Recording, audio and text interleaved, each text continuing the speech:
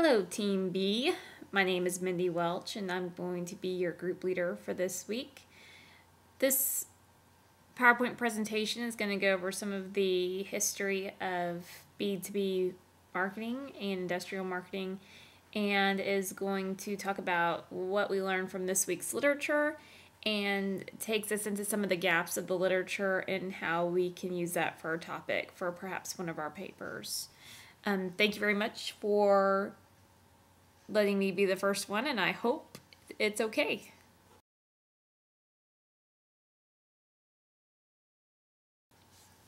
Now that you've seen kind of what I pulled out as the major aspects of this week's literature, now we're going to look at some of the gaps from this week. We're going to talk about the technology and how, even though it was touched on many of the articles that technology was there and that it did help further B2B marketing, no one actually talked about how it was a foundational element that helped spark B2B as a growing marketing effort. So that's one of the things that we're going to talk about in this PowerPoint presentation and as for a future topic. I would also like to note that there were other gaps in the literature that I noticed that we're not going to focus so much on.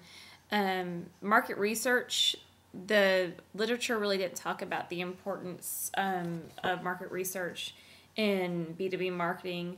We talked a lot about value creation in last week's literature, and the foundational literature that we went over this week did not really discuss much about value creation of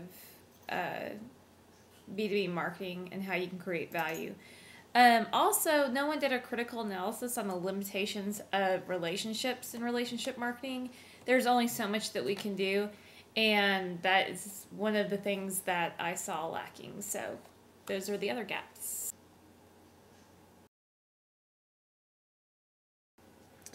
When we discuss technology and B2B marketing, there is a brief history that one of the articles in the annotated bibliography noted that computers were a way of the future, that marketing applications were beginning to be realized in B2B marketing as foundational and was needed for growth.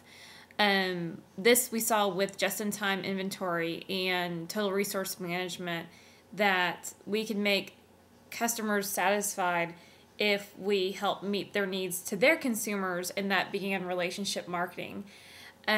So that was one of the foundational technology aspects.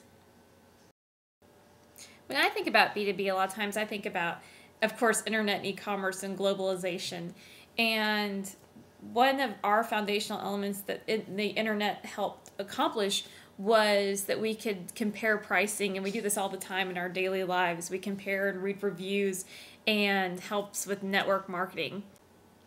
One of the things that the computer and internet brought to us that we saw rather early on was the use of email and how that connected us to more people quickly, as opposed to snail mail or traditional mail, whichever way you want to say. And this allowed a relationship tool that brought us together instantly and quickly, well, as long as you had dial-up speed, but a lot faster than other traditional ways. No longer did we have to depend on FedEx for documents. We could send documents via email rather quickly.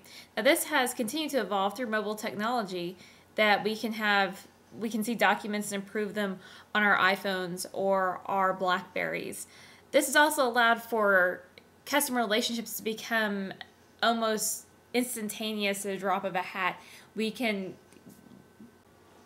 This has allowed us to manage customer expectations and be able to be in touch with customers, and also help guide whatever product or services they're needing as quickly as possible when we are on the go.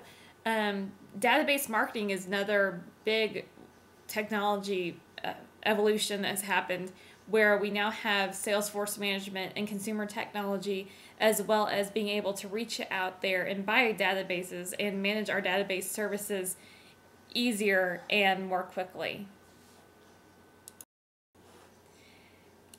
Also, there's going to be continued growth. Technology is just starting and it's not going away. There's going to be tons of growth in technology in all marketing aspects, but also in B2B. So as we look into the future, if we have our crystal balls, we could see how we could use technology better where there's some flaws.